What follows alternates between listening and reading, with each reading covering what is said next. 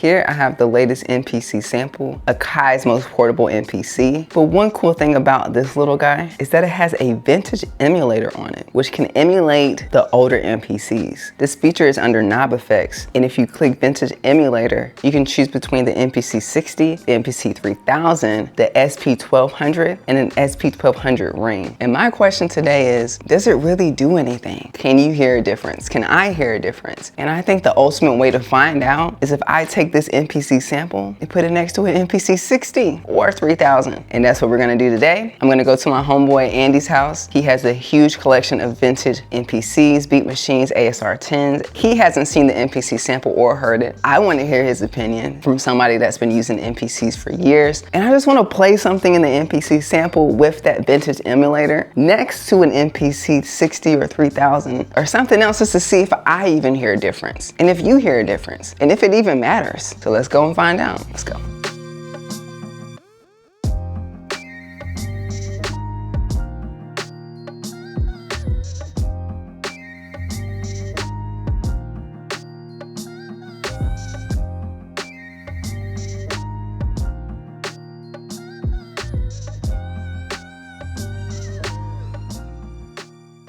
I got a nice surprise for you. Oh no. This bag. It's so tiny. How does it even fit in there? That's what she said. Oh wow. Wow. This is pretty cool. First time seeing it. Everything is so little. But tiny? it looks like, but it's got all the functionality that you would need and see. Even more than I think even the 60 has and kinds of stuff like that. In what way? What do you notice this? Looks like a miniature version. Yeah, with the older machines, you get everywhere with numbers from data entry, and you know, certain buttons will take you to certain things, but you have to read the screen and then hit the number of the button. This actually has like sample, sequence, like, oh, I'm a sucker for the colors. I'm a sucker for the colors. Did I do that? You did that? I just turned it on. You turned it on? Yeah, turn it on. I like the kind of vintageness of it. Screen. Oh no.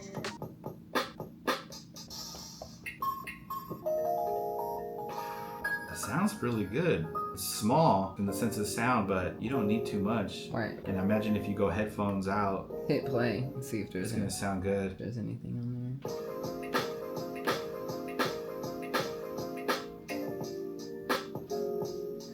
Little cute little lunch break. That's fire. Well, this MPC has some feature called Vintage Emulator. Oh, okay, cool. And you can choose between an MPC 3000, 60, or the SP12, and the SP 1200 ring. Oh yeah, that's what I think of the ring oscillation. So yeah, I wanted to maybe play something.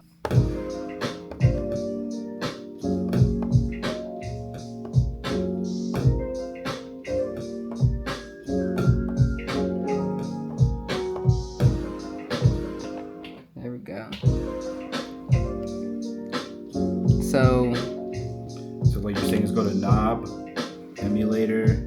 Do you hear a difference? So is it off or it's on 3000 right now? That's your reaction. Do you hear a difference? Because that's it. It's just so we went from the 3000 to the 60. I would hear there's a little slight low end bump within the 60. The 3000's a little bit crispier also too on the top end, so it's kind of like reminiscent of what you would do with the 60s with the lower bit depth, to where it's kind of shaving off the top, a little bump in the bottom, but not anything that's too dramatic. Humongous, yeah. And let's go to the SP12.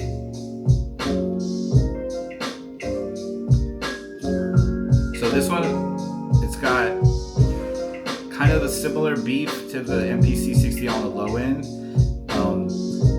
The snare kind of moved a little bit forward in the sense of the presence. Back to the 60. And then you can hear kind of the hi-hats more present in the sample a little bit shinier. So right now we're at the 12. I'm gonna go back to the 60. So the hi-hats I got a little bit cooler. They're not as shiny and bright. The snare is kind of like laid back and chill. And then you switch to the 12, SP12. You hear it got a little, it feels like it almost got a little louder. It's a little bit more present. The hi-hats are a little shinier. And let's go to the ring. So that's what you can hear that. The ring. I can definitely hear that shit. Yeah, that's like that dip. Yeah, and using like what would be the equivalent of like the ring modes and stuff and things like that. This would be desired on certain specific sounds versus the overall beat. Right. You can just choose to have it on the drums. Oh, that's cool. And not have the other samples. That was going to be my next cool. question is that, you know, having that kind of control, you could really take control and do stuff with what you like. So like if you want that kick to have more of that low end kind of beef that the 60 had, right. add the 60 to the kick. Oh, I like how the snare cracks on the 12 or on the 3000, have that there. Oh, I like how the sample gets a little bit cleaner with the 3000. So the sample's the 3000, my kick is the 60, and my snare or my hi-hats are, even being able to have the 60 with, maybe a soft clipper. Or you're saying that that's not possible? No. Okay. So that's, you gotta choose either or. So right now, let's see, there's regular, but if I hit the soft clipper. Yeah. I like that soft clipper, you know what I'm exactly, saying? Yeah. That shit's nice. But to have the soft clipper on what you did with the 60 or the SP together, is where, I almost would. But with resampling. Hearing that sound, you get creative with resampling. No, hearing that sound and where the classicness of the MPC and how, some of the magic from what I've learned and seen is that it's how the sample is also getting hit within it and the D to A kind of conversion, or A to D conversion specific, that one, and then the D to A as it's coming out. So you're seeing the sample? See it right there. Okay, you're seeing it. Okay, I'll start recording.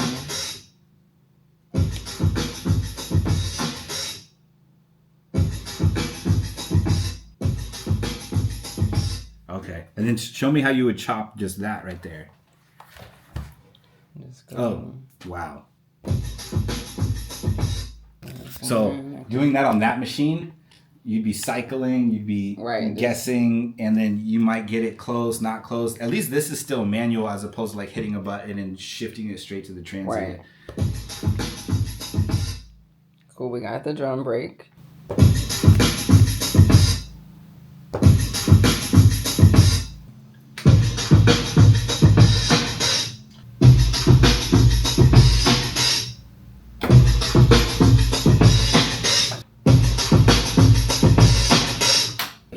So what we were doing was we're matching the RMS levels with all of the different drum machines to make sure that one's not just coming in louder than the other. Gotcha. So it's all the RMS of the sound. Your transients are going to do some different kinds of stuff. That's what makes some of these different from each other. Mm-hmm. But the actual kind of, average out of the sound to be all the same. So it's not just, that drum machine sounds better. Well, it's turned up 10 dB. Gotcha. Good. So we're measuring all of them. First one will be MPC Sample, computer. Then we're going to go to the ASR Pro X, ASR 10, 3000, back to the computer sample, 3000, 60, 10, ASR Pro X, back to the computer sample so we have kind of a reference, then over to the live, and then the live will also have the 3000 emulation and the 60 emulation.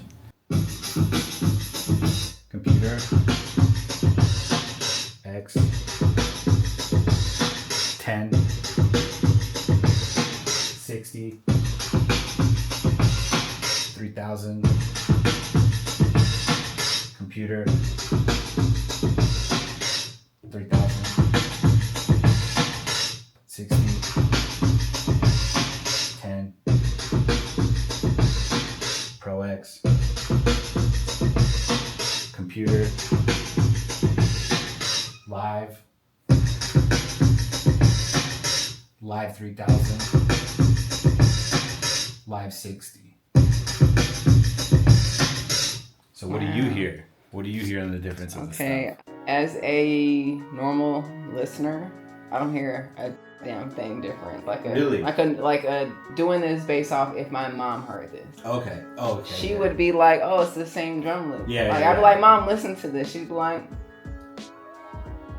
what am I listening for? Yeah, Just like, for sure. Like maybe a little loudness, a little bit softness in certain things. If she like paid attention, like if it mattered. Yeah. But in a normal, like if like Mary J. Blige 411 was playing on the radio, she wouldn't know 100%. the difference. Yeah. But I do hear the difference in every single device. Okay. I do hear a difference whether it is the sample's a little cleaner, computer's a little louder or cleaner. ASR 10 sounds a little bit more muddier or beat like stained or has a little bit of a girth to it.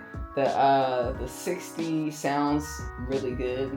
They just sound great, and then the live, They all sound good in their different ways. Right. You really start seeing some of the high end roll off when you're in some of the ASR 10 and the 60 with the lower bit depths. Yeah. This is coming in at 10. This is 12. These are both 16. This is going to be 24, and then I'm not 100% sure with that one. The sample dropped in the computer and chopped in the computer isn't that far different from some of these other machines. So especially with, the modern workflow and things like that, definitely be content and happy with what you're working on in the computer. Right. Each one of these machines kind of has a slightly of a different color. If you happen to get across any of these one machines, it's fun to use. But, the way I would see it is they're all different cars. And, a classic car is gonna look and feel a type of way. Right. A new sports car is gonna operate a type of way. But the whole goal is from getting to start to finish and where you're going. Exactly. So, well, thank you so much for having me and allowing all of us to hear the differences in the different devices. And thanks for checking this out here. And I'm glad I was able to show you for the first time. Yeah, no, I might have to grab one of those. What do you think? Do you think you're gonna get one of those? Eventually. I think eventually. That's the right answer. Especially with more of the travel, and I like the. There's not as many limitations as it seems. Right. You can definitely get, all your ideas out and continue to build, so. Do you want to tell them where to find you?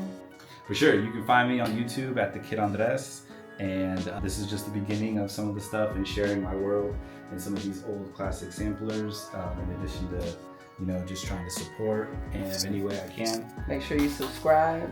And as you can see, he's got the gear. And we'll be back. Until next time. Peace. For sure.